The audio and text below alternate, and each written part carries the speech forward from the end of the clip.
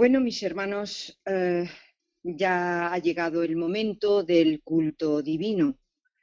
Os aviso que el licenciado con varias licenciaturas diferentes, el hermano Daniel Cúcaro, eh, nos ha preparado un tema con un título muy sugestivo.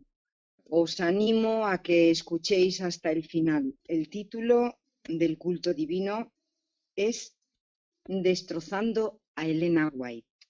Dejemos a nuestra amada hermana Elena en manos de nuestro amado en Cristo hermano Daniel Cúcaros. Adelante, Daniel, el tiempo es tuyo. Muchas gracias, Santi. ¿Me están escuchando bien? Perfectamente. Muy bien. Entonces, buenas tardes para todos los hermanos. Transiten por este sábado de una manera feliz y en paz, y que podamos comprender este tema que nunca lo he predicado de esta manera, aunque en alguna oportunidad hace más de 20 años tuve una disertación, pero no creo que se haya grabado en aquella oportunidad, así que es bueno que esto se está grabando. Destrozar quiere decir cortar en trozos o separar en trozos algo.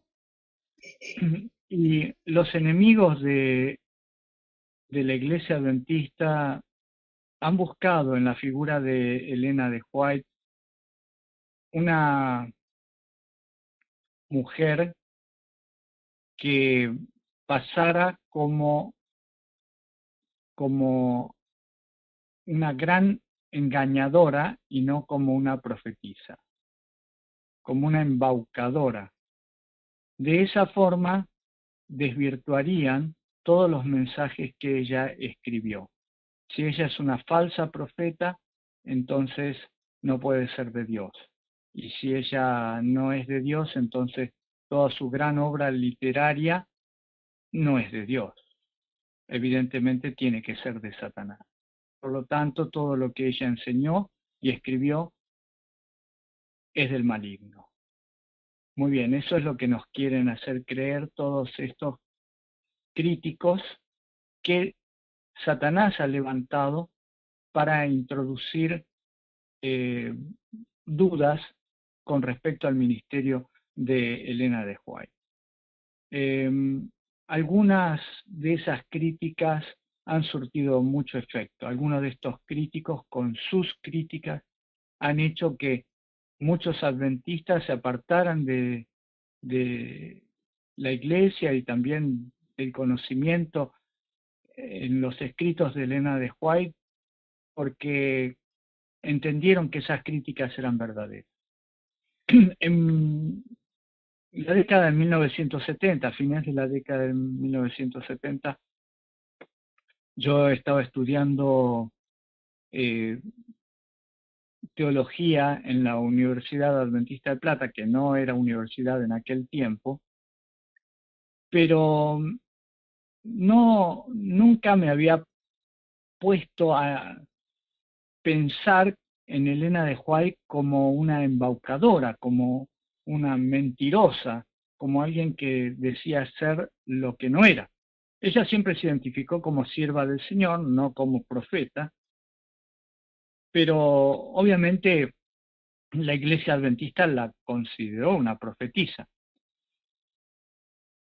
En 1976, cuando yo estaba estudiando en el Colegio Adventista del Plata, luego universidad, un día fuimos a la biblioteca a hacer un trabajo que nos había pedido un profesor, y allí en la biblioteca tenían muchos libros y además recibían todos los días, todos los meses, revistas.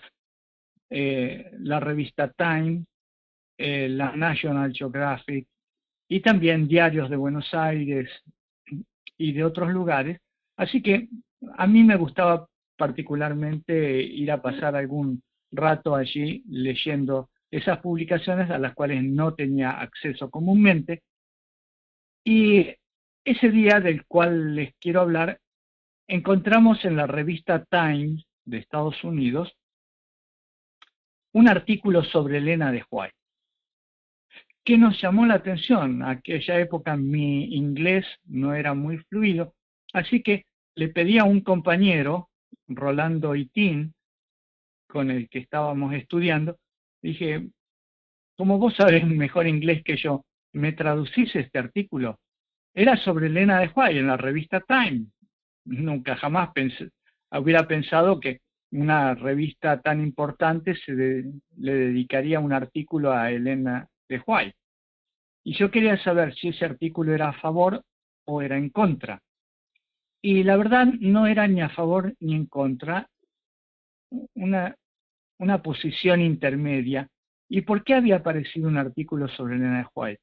Porque Elena de White había sido acusada de plagio, de que algunos de sus escritos habían sido copiados de otros escritores. Entonces se le había hecho un juicio y la iglesia había contratado a algunos abogados para que defendieran el punto de vista de Elena de White con respecto a tomar eh, conceptos y a veces hasta las mismas palabras usadas por otros escritores religiosos, especialmente en algunos libros como El deseado de todas las gentes, ¿no?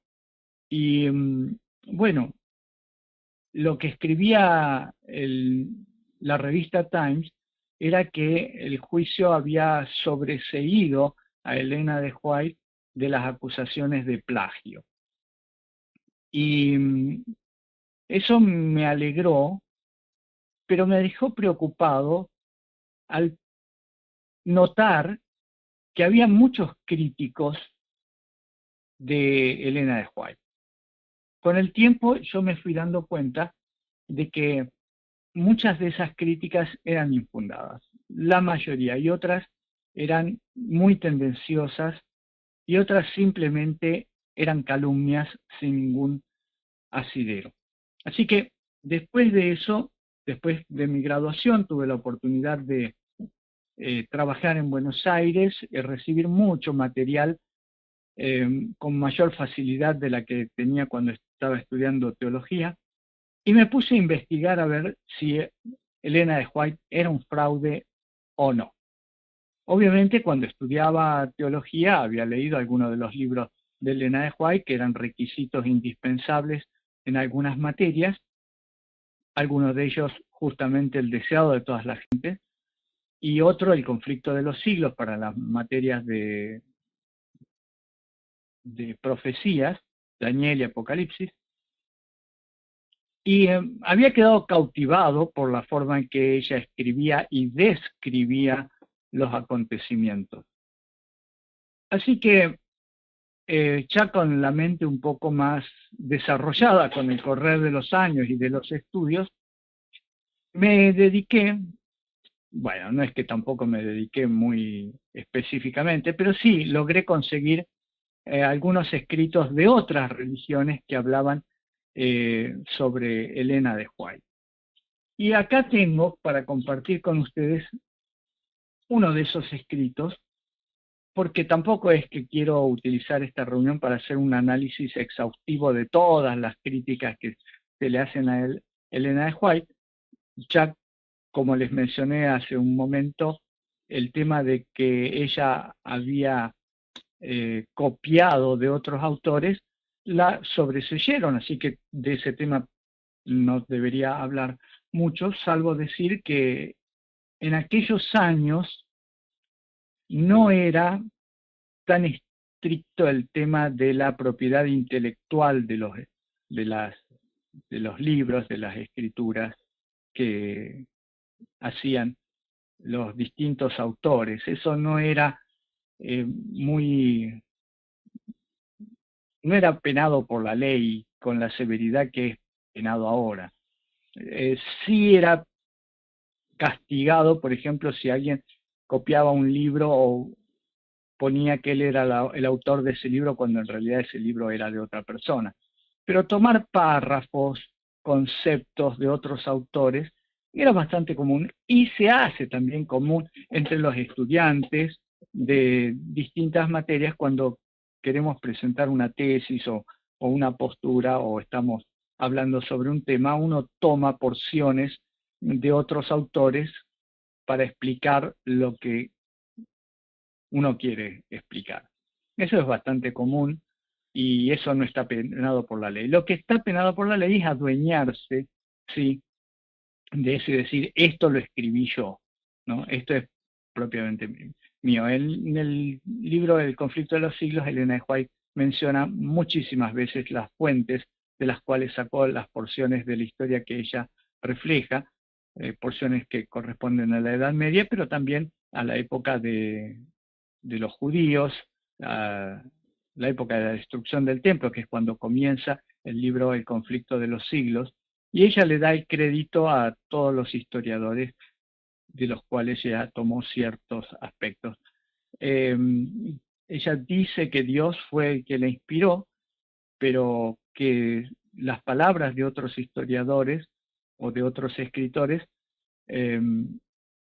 transcriben mucho mejor lo que ella podría decir.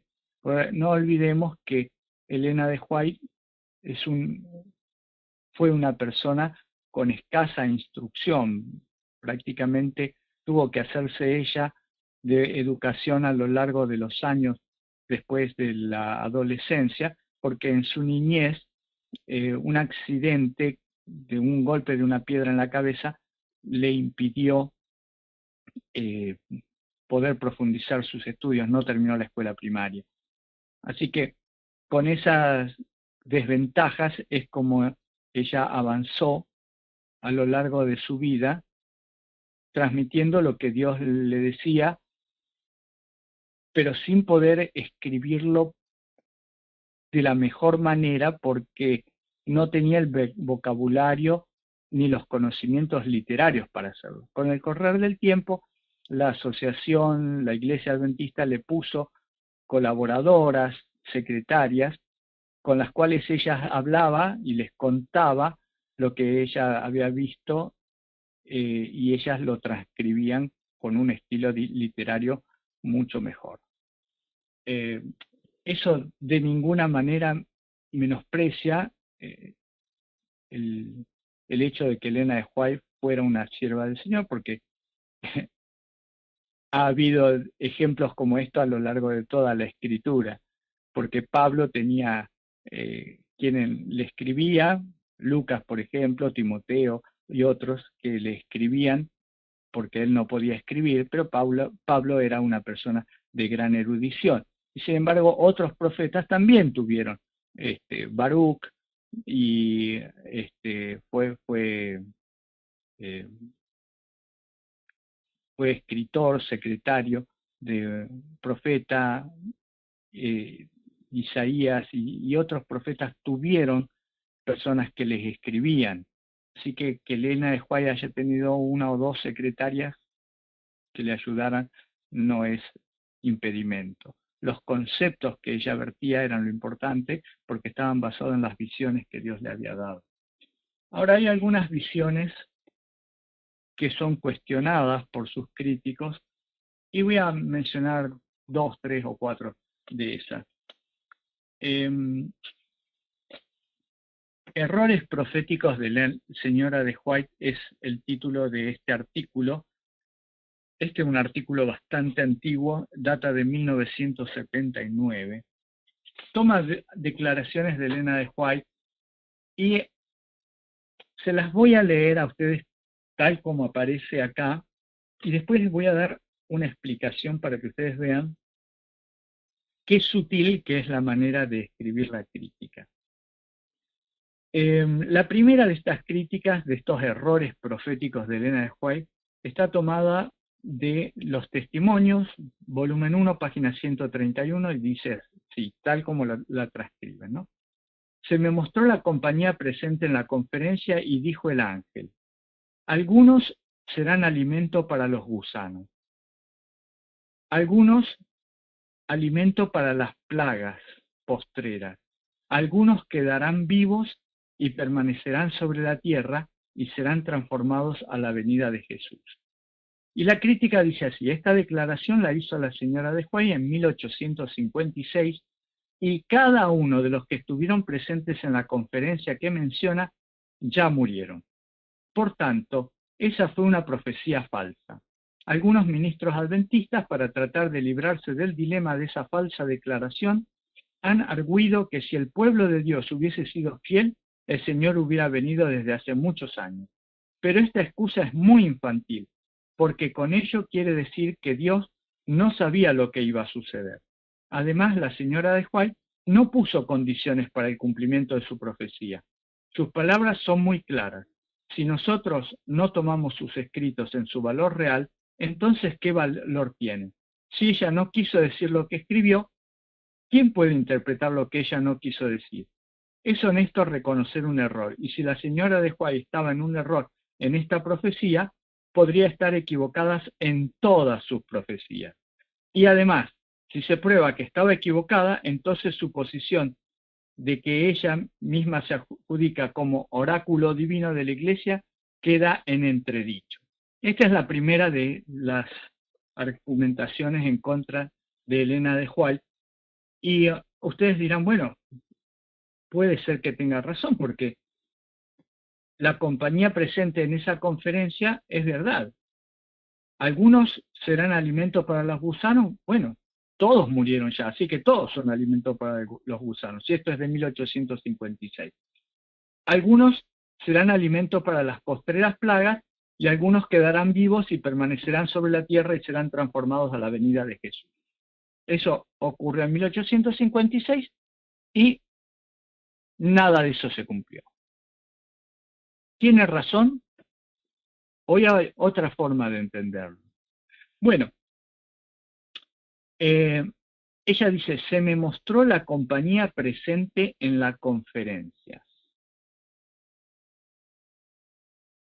Y es verdad, nosotros no tenemos que interpretar lo que dice Elena de White, pero tenemos que ponernos en el contexto en el cual Elena de White dice eso.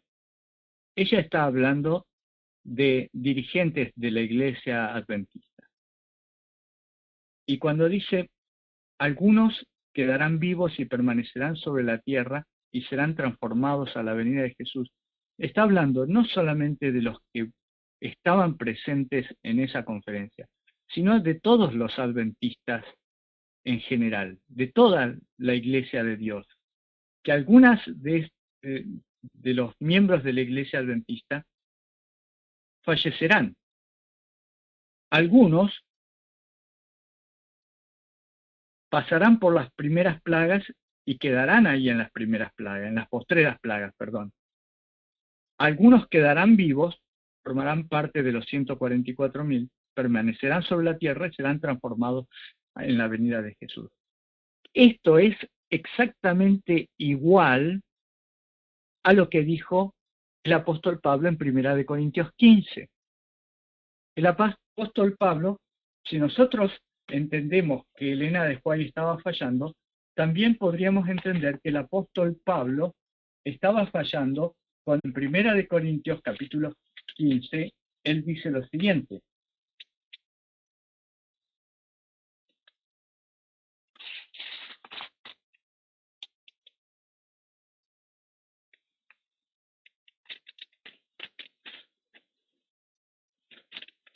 Perdón.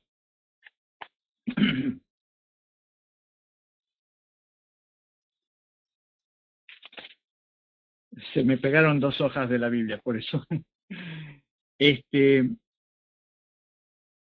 1 Corintios capítulo 15 dice el apóstol Pablo,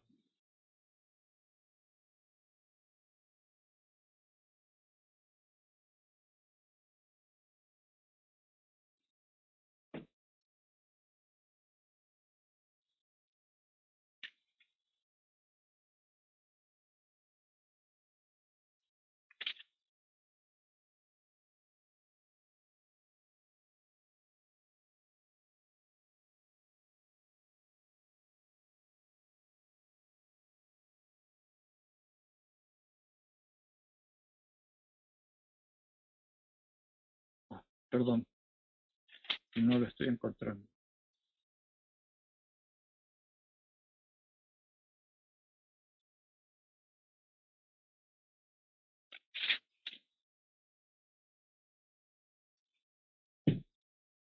Versículo 50 dice, pero esto os digo, hermanos, que la carne y la sangre no pueden heredar el reino de Dios, ni la corrupción hereda la corrupción. Os digo un misterio, no todos moriremos, pero todos seremos transformados. En un momento, en un abrir y cerrar de ojos, a la final trompeta, porque se tocará la trompeta, y los muertos serán resucitados incorruptibles, y nosotros seremos transformados, pues es necesario que esto incorruptible se vista de incorrupción y que esto mortal se vista de inmortalidad. El apóstol Pablo dice que no todos moriremos. ¿A quién se está refiriendo? A los corintios, a todo el pueblo cristiano, se involucra a sí mismo. Él dice, todos seremos transformados, pero no todos moriremos. Sin embargo, todos los corintios que recibieron esta primera carta murieron. Y Pablo también murió. Y dice él, en un momento, en un abrir y cerrar de ojos, a la final trompeta, porque se tocará la trompeta, los muertos serán resucitados incorruptibles y nosotros seremos transformados, pues es necesario que esto corruptible se vista de incorrupción. Pablo está involucrando a todos los corintios a los cuales les escribe la carta dentro de la posibilidad de escuchar la última trompeta y estar vivos y ser transformados. Y nada de eso ocurrió, porque todos los corintios murieron y los descendientes de los corintios han muerto y Pablo murió y no fue transformado y no escuchó la final trompeta. Entonces, esa declaración invalida a Pablo como siervo de Dios, lo eliminamos o entendemos en realidad lo que quiso decir, que no todas las personas vivirán hasta el tiempo del fin, hasta ver a Jesús, que no todas las personas serán redimidas porque algunos perecerán por sus pecados, pero los que lleguen van a ser transformados en la final trompeta y irán al cielo. Así que cuando el crítico de este artículo, de esta ponencia de Elena de White, de esta profecía de Elena de White, dice que ella no es verdaderamente profeta porque esto no se cumplió, en realidad está desconociendo que en la Biblia hay ejemplos similares que no se cumplieron. Y tenemos otro ejemplo de una profecía que no se cumplió y está referida a Jonás. Jonás fue a Nínive, predicó y les dijo, dentro de 40 días Nínive va a ser destruida. Y la ciudad no fue destruida. Pero no escuchamos, no leemos en la predicación de Jonás que él dijera, será destruida a menos que ustedes se arrepientan. Él dijo, esto va a ser destruido. Y ellos entendieron que tenían que arrepentirse, pero la condición no estaba implícita o explícita, digamos, en la predicación de Jonás. Estaba implícita porque ellos sabían la situación que tenía. Entonces, entendieron el mensaje del profeta y aunque no se cumplió, no desechamos a Jonás como profeta. Vamos a ver la segunda, el segundo error, supuesto error. También en Testimonios, volumen 1, página 254 y 258, Elena de White dice, miles han sido persuadidos a enlistarse con la idea de que esta guerra, la guerra de Estados Unidos que aconteció en esos días, iba a exterminar la guerra de la secesión, ¿no? Iba a exterminar la esclavitud. Para eso están ya listos. pero encuentran que han sido engañados, que el objeto de esta guerra no es para abolir la esclavitud, sino para conservarla. Y entonces el crítico pone, leyendo cualquier libro de historia de los Estados Unidos, veremos que aquella guerra sí exterminó la esclavitud y que la señora de White se volvió a equivocar. Es verdad, la guerra de la secesión terminó con la esclavitud en los Estados Unidos. La guerra de la secesión tenía la intención de terminar con la esclavitud en los Estados Unidos o la intención era otra. Bueno, la historia nos hace creer que la intención era buena, que la intención era eliminar la esclavitud en los Estados Unidos. Pero, tal como dice Elena de White, la intención era conservar la esclavitud.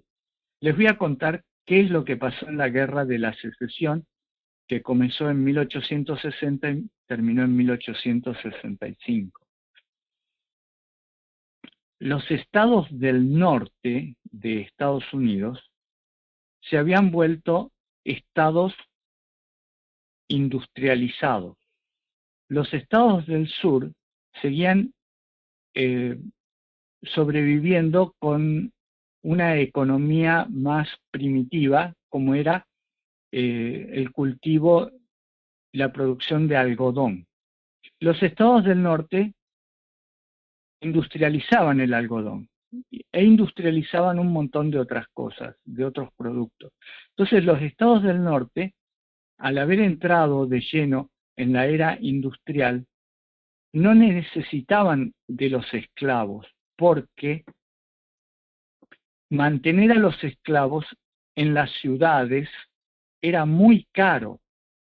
Había que darles habitación, comida, sustento para que pudieran vivir en una ciudad. En el campo era mucho más fácil la subsistencia de los esclavos, porque también se los ponía a los esclavos a producir alimentos para el consumo de ellos. Y eso era exactamente lo que estaban haciendo los estados sureños, ¿no? Se les hacía más fácil mantener a los esclavos en un entorno agrícola, pero en un entorno industrializado como el de las ciudades de los estados del norte, eso hubiera sido muy difícil y los amos del norte habrían tenido que proveerles de casas en ciudades y no en una choza como vivían en los estados del sur, y tendrían que haberle provisto de alimentación que era mucho más cara en las ciudades que en el campo, o de más difícil acceso. Por lo tanto, vieron los empresarios textiles o industriales, vieron que era más fácil pagarle un sueldo al empleado y que éste se las arreglara como pudiera. Que se consiguiera su casa, se consiguiera su alimento, sí que era una cuestión económica y no por la libertad de los esclavos. Los estados del norte intuyeron o querían que todo Estados Unidos se transformara en una nación industrial. Los estados del sur no querían eso, querían seguir manteniendo las plantaciones. Por lo tanto, la guerra, como dice Elena de White, no era para eliminar la esclavitud, porque la esclavitud iba a seguir existiendo, porque los sueldos bajos que pagaban en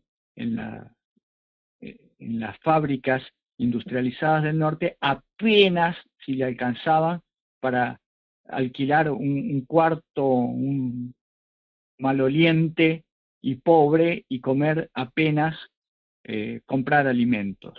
Por lo tanto, los empleados del norte seguían siendo tan pobres como los esclavos del sur. Hasta el día de hoy pasa más o menos lo mismo, ¿no? Así que Elena de White no estaba equivocada, simplemente que hay otra forma de leer la declaración de ella. También en Testimonios, volumen 1, página 259, ella profetizó: esta nación, los Estados Unidos de Norteamérica, será humillada hasta el polvo. Inglaterra está mirando si es mejor aprovechar la condición presente de debilidad de nuestra nación o si hace la guerra contra ella. Cuando Inglaterra nos declare la guerra, todas las naciones tendrán interés en sí mismas para servirse y habrá una guerra general, una confusión general.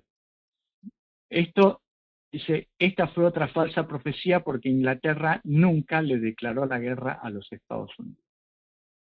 Elena de White no dice que Inglaterra le va a declarar la guerra a Estados Unidos, sino que el contexto de esta declaración dice que cuando Inglaterra declare la guerra pasará tal cosa. Ahora, si Inglaterra no declara la guerra, eso obviamente no iba a pasar. Esto es una forma de leer la profecía dentro del contexto de lo que está diciendo. Elena de White estaba hablando de la guerra de secesión, la guerra civil que estaba comenzando, y dijo que esa guerra iba a desangrar a los Estados Unidos, lo cual finalmente ocurrió, porque es muy fácil ver los acontecimientos décadas o 100 años después, 150 años después. Pero en el momento en que fue escrito esto, la guerra civil estaba apenas comenzando y los estados del norte y también los estados del sur creían que iba a ser una guerra breve, de unos meses, 2 o 3 meses y la guerra termina. Porque los estados del norte estaban mejor preparados para la guerra que los estados del sur. Inglaterra apoyaba a los estados del sur con armamentos, porque Inglaterra tenía interés en el algodón que se producía en los estados del sur y no querían que ese algodón se industrializara en los estados del norte, sino que se industrializara y se vendiera para la confección de ropa en Inglaterra. Así que Inglaterra apoyó, sí, a los estados del sur, indirectamente proporcionándole armas. Lo que Elena de White dice que si Inglaterra en algún momento de esta guerra se involucraba y le declaraba la guerra a los Estados Unidos, iba a ser una catástrofe para Estados Unidos, pero de todas formas ella estaba diciendo que esa guerra, que ellos pensaban que era de 2 o 3 meses, no iba a ser de 2 o 3 meses, sino que iba a ser una guerra mucho más larga que iba a desangrar a los Estados Unidos. Y eso fue exactamente lo que pasó. En 1865, cuando terminó la guerra, Estados Unidos estaba en bancarrota. Algo que nosotros hoy podemos, o sea, nos es difícil de entender porque Estados Unidos es una superpotencia, pero Estados Unidos terminó la guerra de secesión en bancarrota. Así que el que escribe estas calumnias o estos que hace ver esto como error de Elena de White no conoce realmente de la historia. Habla de otro caso, por ejemplo, dice Elena de White: pronto oímos la voz de Dios como el sonido de muchas aguas, el cual nos dio el día y la hora de la venida de Jesús. Cuando Dios habló del tiempo, Él derramó sobre nosotros el Espíritu Santo. En esta declaración, dice el crítico, la señora de White pretende que Dios le reveló a ella el día y la hora de la venida del Hijo. Esto es inconcebible, porque ni a su mismo Hijo le reveló esto. En Mateo 24:36 Jesús dijo: pero el día y la hora nadie lo sabe, ni aun los ángeles de los cielos, sino solo mi Padre.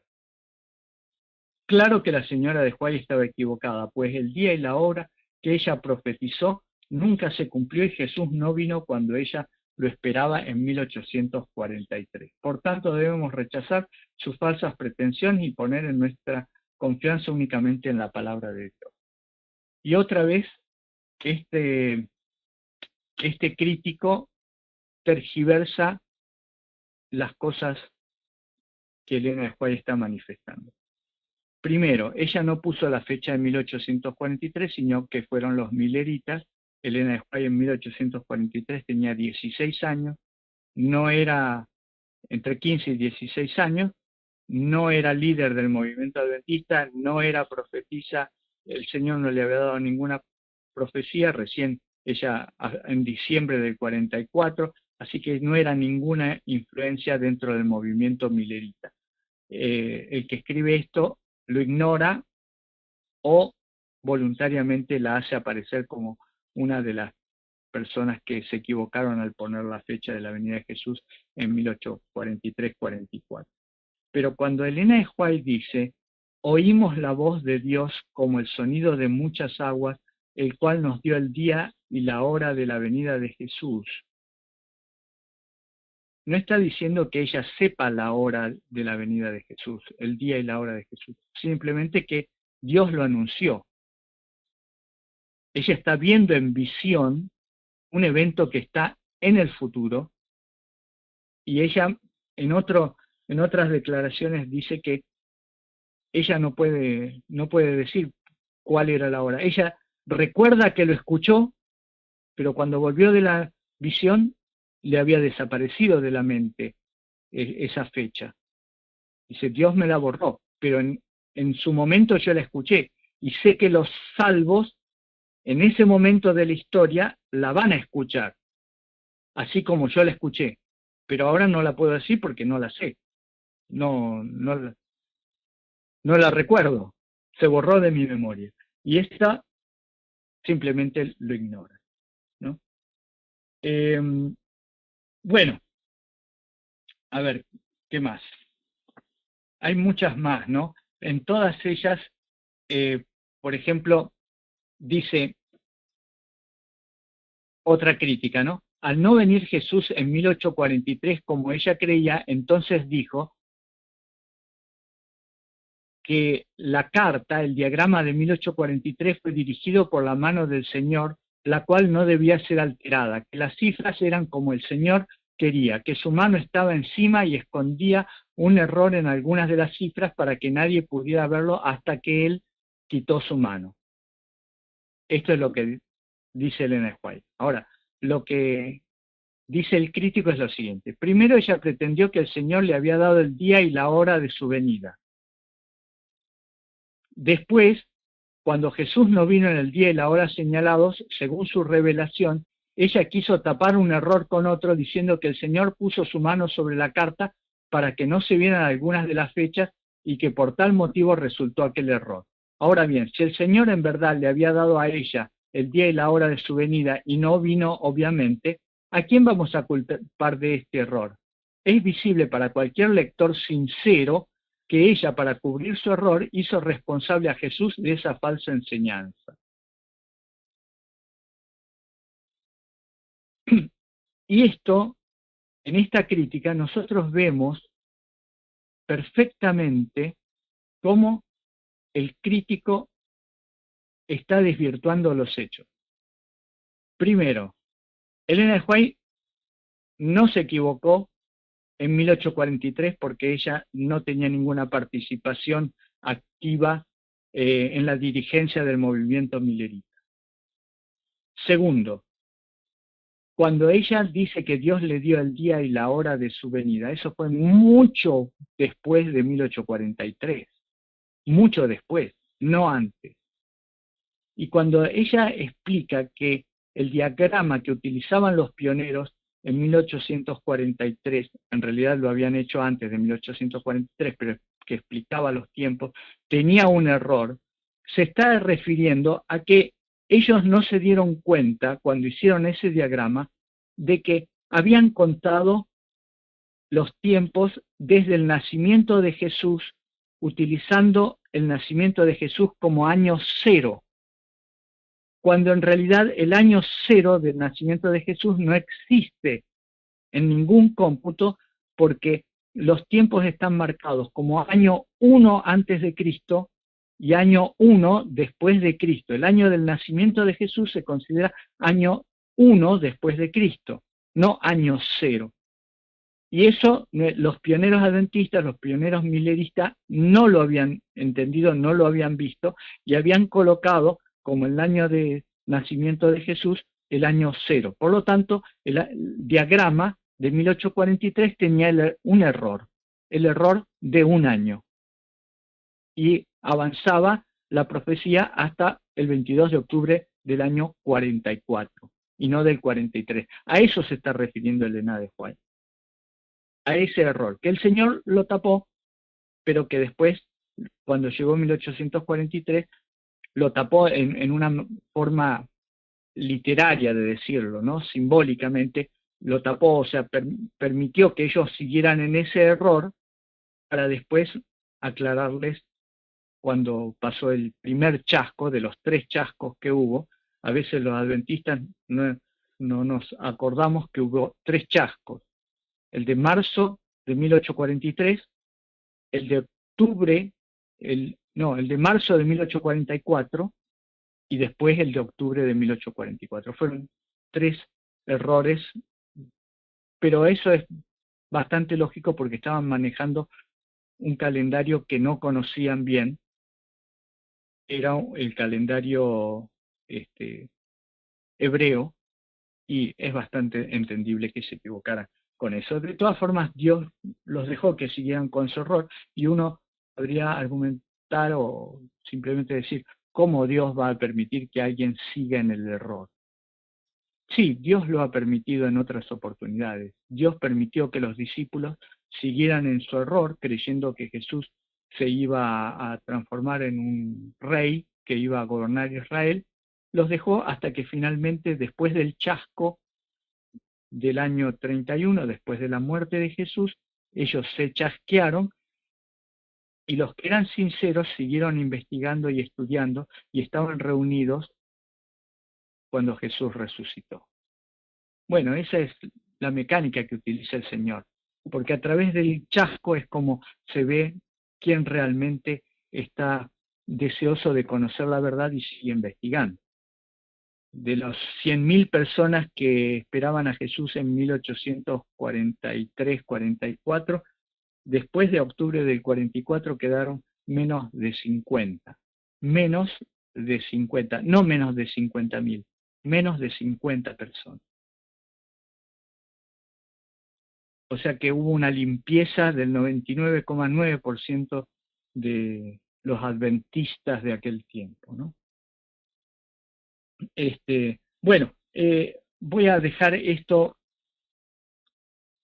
son algunas críticas más, pero ya ven ustedes cómo se van manifestando los críticos, tergiversando la historia y tergiversando lo que Elena de White afirmó, ¿no?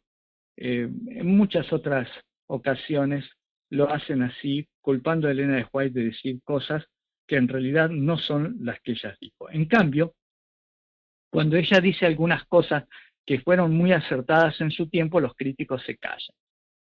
Como por ejemplo, en el Conflicto de los Siglos, el capítulo que dice las conciencias amenazadas, ella escribió: la Iglesia Católica le pone actualmente al mundo una cara apacible y presenta disculpas por sus horribles crueldades.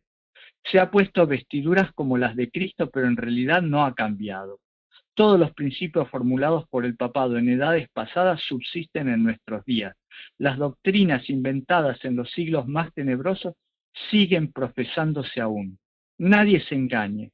El papado que los protestantes están ahora tan dispuestos a honrar es el mismo que gobernaba el mundo en tiempos de la Reforma, cuando se levantaron hombres de Dios con peligro de sus vidas para denunciar su iniquidad, la iniquidad del papado, ¿no?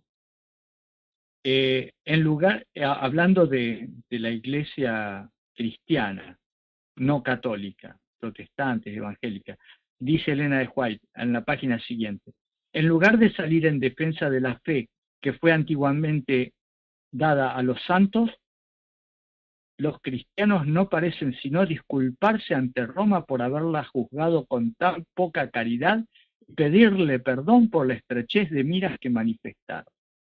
¿Y cuándo ocurrió eso? ¿En los tiempos de Elena de White? ¿En el siglo XIX los protestantes estaban haciendo esto? No, Elena de White está hablando del futuro, de lo que habría de pasar cuando el hombre de pecado se comience a manifestar y empiece a tomar el poder mundial. En 1870, el papado recibió una segunda herida mortal, que tampoco los adventistas tenemos muy en claro, porque estudiamos la historia más o menos, y de ahí nos aferramos a dos o tres cosas que creemos que están en la historia y que son las únicas, y no es así. Una de esas cosas es decir que fue Napoleón el que llevó preso al Papa Pío VI en 1798. Y no fue así. Napoleón no tuvo nada que ver con eso. El general Berthier no respondía a las órdenes de Napoleón. El general Berthier respondía a las órdenes del triunvirato, del directorio que estaba en París. Napoleón era un general que respondía a las órdenes del mismo directorio francés, igual que el general Berthier, pero el general Berthier era masón y Napoleón no era masón. Napoleón era católico, y cuando se le dio la orden de ir a tomar prisionero al Papa, Napoleón se negó, no se negó explícitamente, dijo que estaba ocupado en otras cosas, que no podía llegar a Roma con tanta rapidez, lo cual hizo que le enviaran la orden al general Berthier, que estaba más cerca, y el general Berthier, que sí era masón, fue a tomar prisionero al Papa. Pero los adventistas decimos que Napoleón era el que lo envió a Berthier a tomar prisionero al Papa. Y esos son errores que a veces pueden debilitar nuestra fe cuando viene alguien que sabe cómo es la historia y nos dice, no, ustedes están equivocados. Entonces podemos cometer esos errores. Seamos cuidadosos también en algunas de estas cosas, ¿no?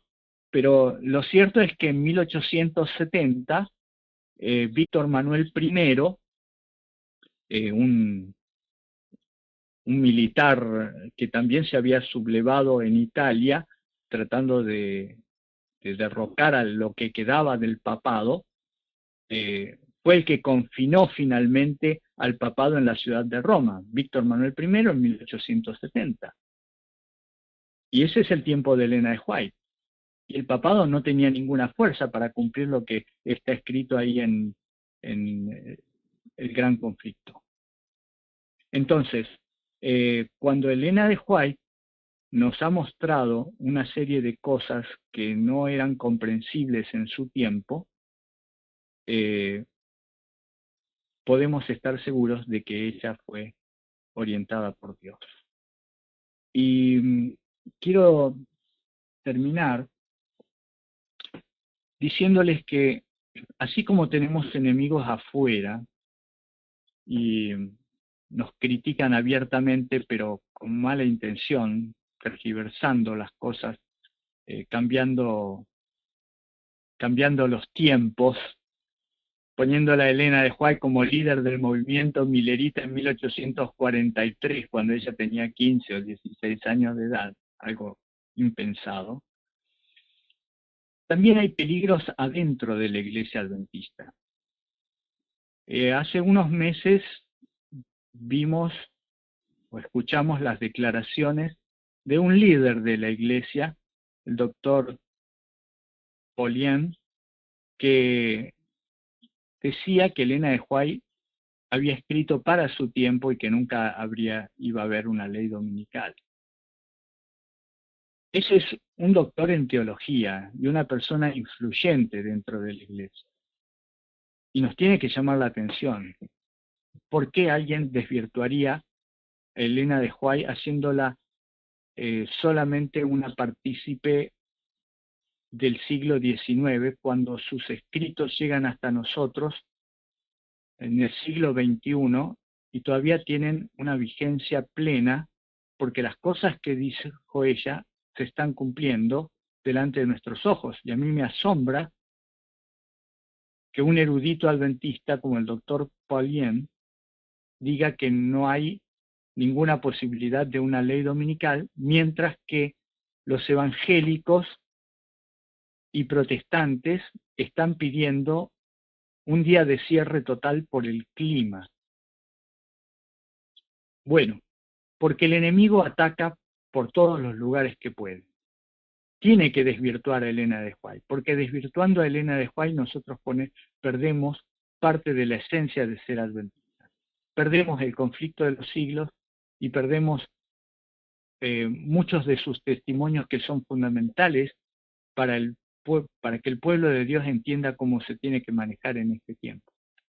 En 1996 se escribió un libro, Ciro Sepúlveda escribió un libro que se llama así, Elena de White, una biografía. Fue publicado en español en Argentina con el título Elena de White, lo que no se contó. ¿Y qué es lo que no se contó que dice Ciro Sepúlveda? Bueno, algunas de las cosas que dice Ciro Sepúlveda están muy bien escritas y este libro, cuando uno lo lee, parecería ser que quiere presentar la historia beneficiando a Elena de White. Dice en la introducción que estas páginas contienen la historia de una mujer extraordinaria, Elena G. de White. Para entender su vida, lo que escribió y el impacto que tuvo sobre la comunidad que ayudó a fundar, he tratado de pintar un cuadro panorámico de Elena de White y su tiempo, el siglo XIX. Es imposible comprender su vida sin tener una noción del ambiente que ayudó a formarla y de las fuerzas existentes en la sociedad norteamericana que impresionaron y dieron forma a su vida. En inglés existen varios libros, algunos escritos por sus admiradores, quienes tratan de glorificar su vida, otros escritos por sus enemigos, quienes desean desacreditarla. En estas páginas trato de evadir los extremos y proveer un cuadro equilibrado de su vida. Bueno, cuando yo leí este libro, empecé a leerlo con el interés de saber algo acerca de las intimidades de Elena de White, pero nunca me imaginé que este libro estaría plagado de mensajes subliminales para desvirtuar la obra de Elena de White como mensajera de Dios.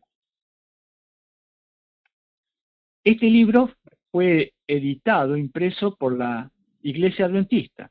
El que yo tengo en mis manos fue impreso por la Asociación Casa Editora Sudamericana en 1997.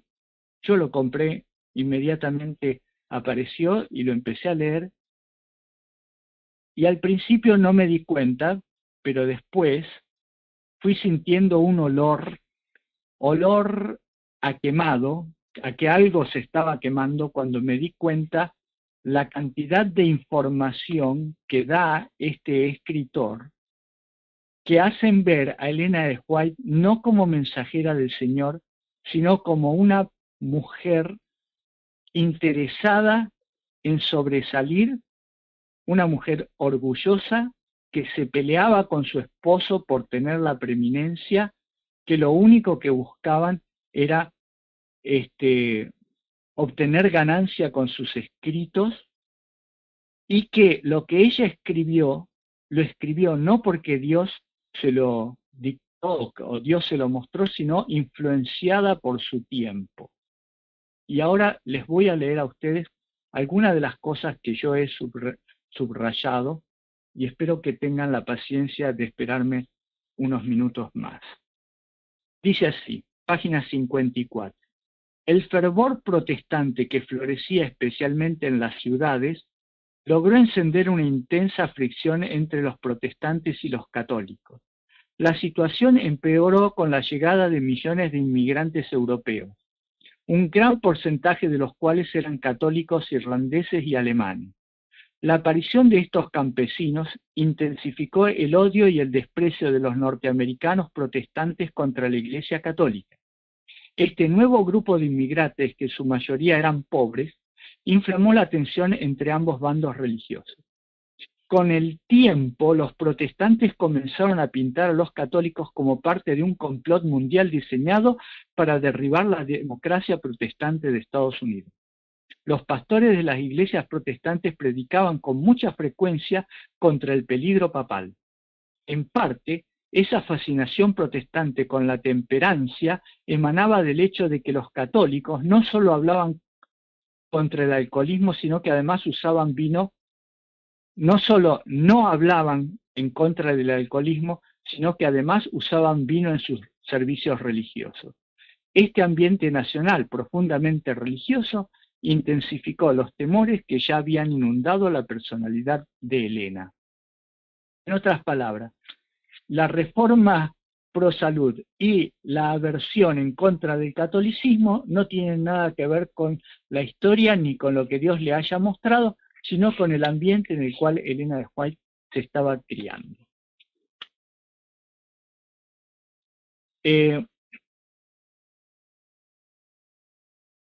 ¿Por qué Elena de White comenzó a escribir con su esposo? ¿Por qué escribieron folletos y libros? Ella dice que Dios le dijo que escribiera y que se iban a repartir como hojas de otoño por todo el mundo. No, lo que dice don Ciro Sepúlveda es lo siguiente, página 62. En unos pocos meses surgieron más de 40 periódicos milleristas en el norte de Estados Unidos, hablando de 1840. Esas publicaciones, en contraste con los periódicos noticieros de casi todas las ciudades que velaban por los intereses de las clases adineradas de la nación, tuvieron un efecto democratizante sobre la población del noreste. Por ejemplo, los intereses de la mujer aparecieron como foco de atención en varias de esas nuevas revistas. Incluso se publicaron artículos dirigidos especialmente a las mujeres del movimiento adventista millerita, ¿no? Por ejemplo, The Advent Message of the Daughters of Zion, que es el mensaje del advenimiento para las hijas de Sion, editado por Clorinda Minor y Emily Clement. Todo esto ocurría en los Estados Unidos a mediados del siglo XIX, cuando aún no se había surgido la idea de que la mujer debía recibir la misma educación y los mismos privilegios que el hombre. Sin duda, dice este escritor, Ciro Sepúlveda, sin duda, Helena vio y leyó algunas de estas publicaciones. Y quién sabe si la idea de que la mujer pudiera escribir y editar un periódico no impactó en su pensamiento. Es muy probable que ella se mantuviera al día con las noticias del movimiento por medio de estos periódicos que circulaban entre los milleristas de Portland. En otras palabras, no fue Dios el que le dijo que escriba, sino que por haber leído muchas cosas que escribían otros, Elena de White le dio mucho interés de ser ella misma la que escribiera. Bien. Elena de White como profetisa, página 74.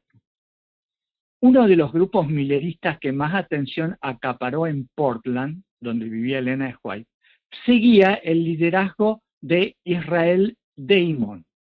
Damon era guiado por su esposa espiritual, aunque aparentemente no estaban casados legalmente, quien tenía visiones casi todas las noches.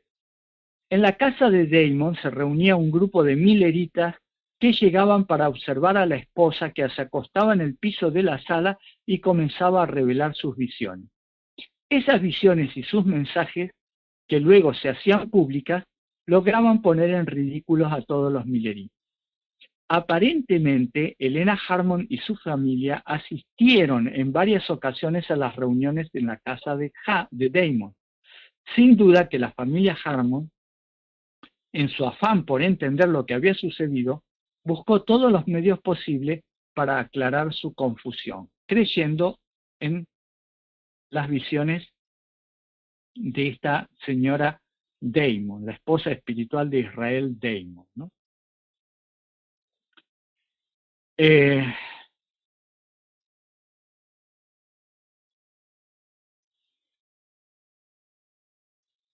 Hay tanto de esto. Bueno, más adelante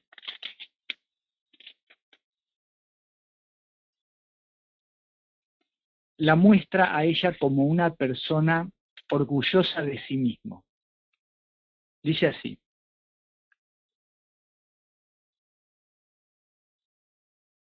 después de que ella utilizara una Biblia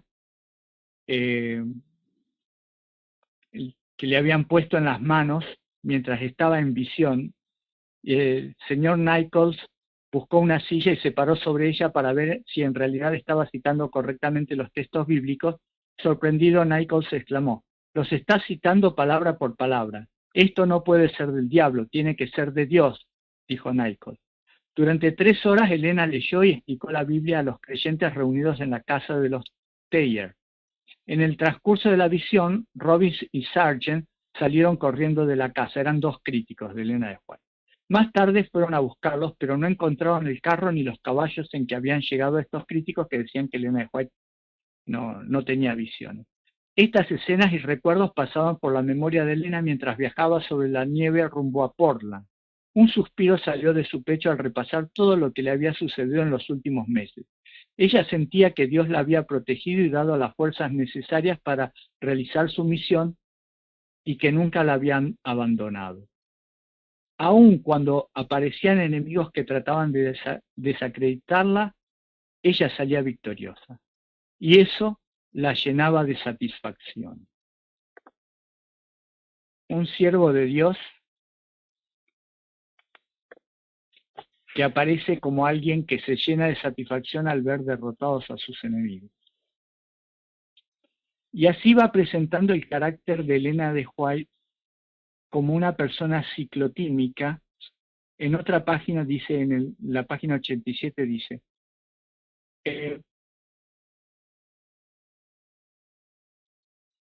ya para esos días en los que Elena de White y Jaime decidieron casarse, dice que pasaban muchas necesidades, ¿no? Elena no entendía por qué estaban pasando tanta miseria. Ella y Jaime se habían dedicado a la proclamación del Evangelio haciendo la voluntad de Dios, pero parecía que todo les salía mal. A veces Elena pensaba que Dios los había abandonado. Su esposo tenía muchas dificultades en conseguir un trabajo que produjera el dinero suficiente para sostenerlo. Pasaban las semanas y los meses, pero la condición económica del hogar no mejoraba. Y ahora Elena estaba llegando a un punto el que no sabía si podía soportar más. La presenta como una persona dubitativa. Página 89 dice: a Elena se le hacía difícil entender la voluntad de Dios.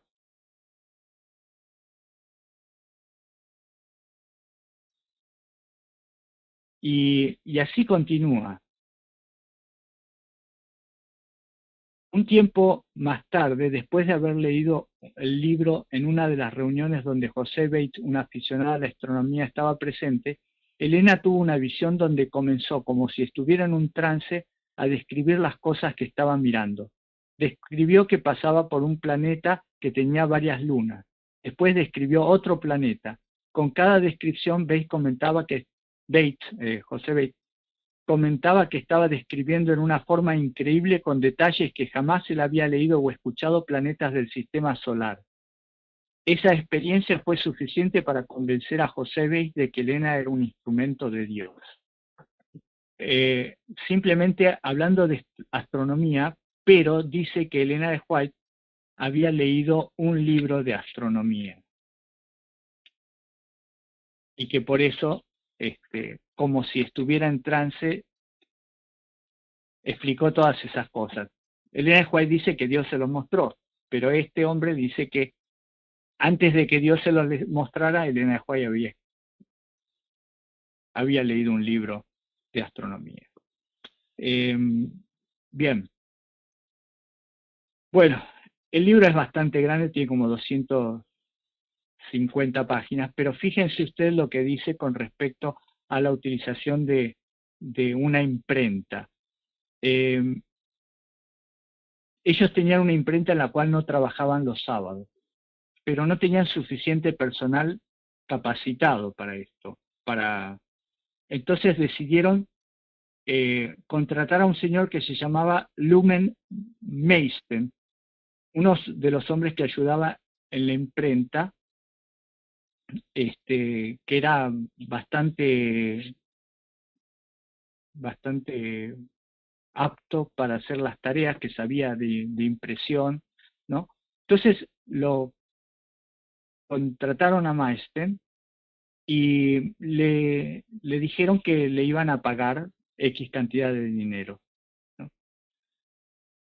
Cuando lo entrevistó a Maestent, Maestent concordó que no trabajaría los sábados, pero sí trabajaría los domingos, aunque Maestent era católico. No era católico, en realidad era de una iglesia que guardaba el domingo. Entonces Jaime lo obligó, o digamos, lo contrató con la condición de que no trabajara los sábados, pero sí lo obligó a trabajar los domingos, transgrediendo su propio pensamiento, el pensamiento de este señor Jaime. ¿Qué nos está mostrando aquí? Que era intolerante con respecto a las creencias de otras personas. Los adventistas nosotros queremos que nos den el sábado libre, y en esta ocasión Jaime obligó a este hombre a no trabajar el sábado, pero sí a trabajar el domingo. Y así los presenta a Elena de White y a su esposo como muy interesados no en la obra misionera, sino en la venta de sus revistas. Por ejemplo, en la página 99 dice: Jaime y Elena se sentaban a escribir. La revista salía periódicamente a todos los hogares adventistas. Jaime y Elena tenían que viajar constantemente, y acá podría decir predicando en los distintos pueblos, pero no dice eso. Dice: Elena y Jaime tenían que viajar constantemente promoviendo la revista.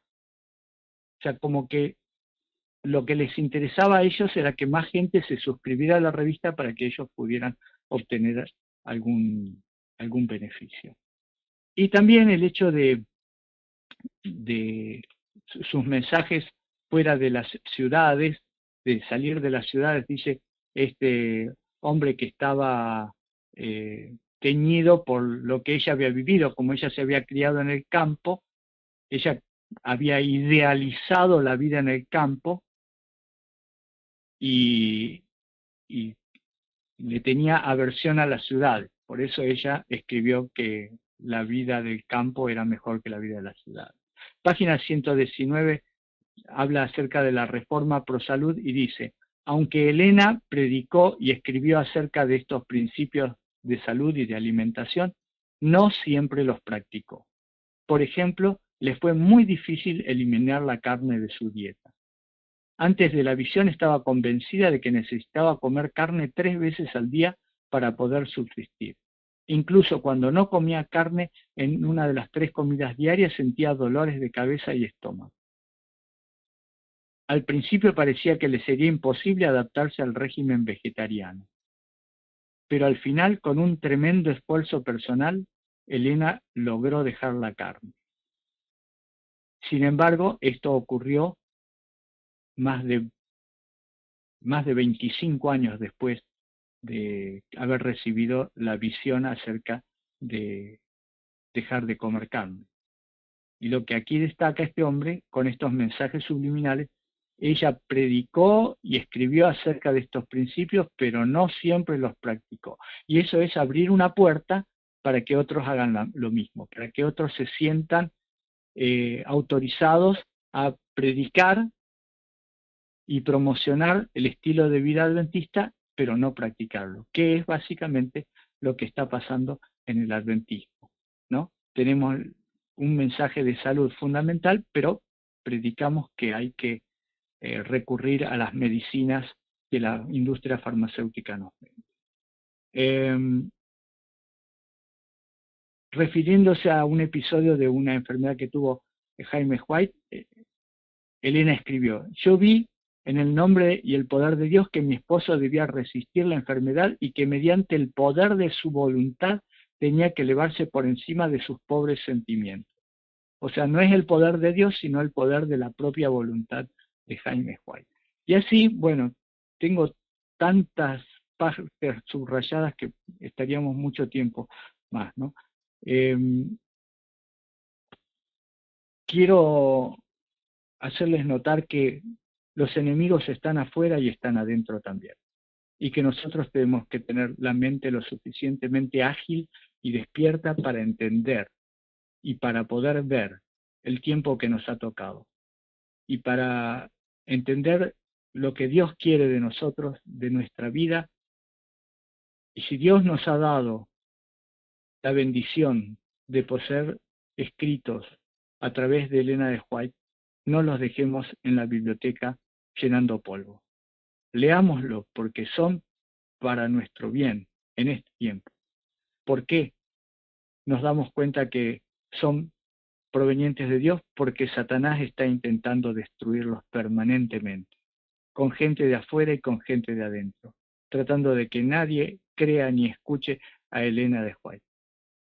Sin embargo, todos los autores que son verdaderamente satánicos y que han escrito libros satánicos, nadie los critica. Nadie critica a la señora Rowling que escribió Harry Potter.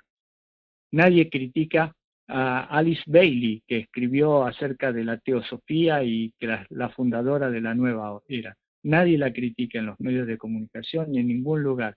Pero a Elena de White sí le hacen juicio por plagio, por supuesto plagio, y tanto desde adentro como desde afuera escriben para desacreditarla.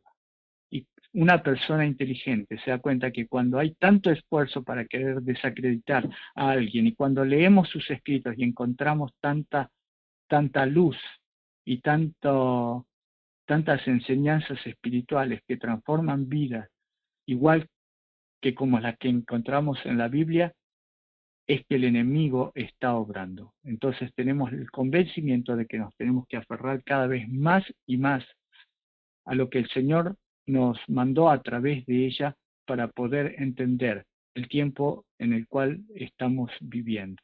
Un tiempo que se termina aceleradamente y para el cual todavía no estamos preparados.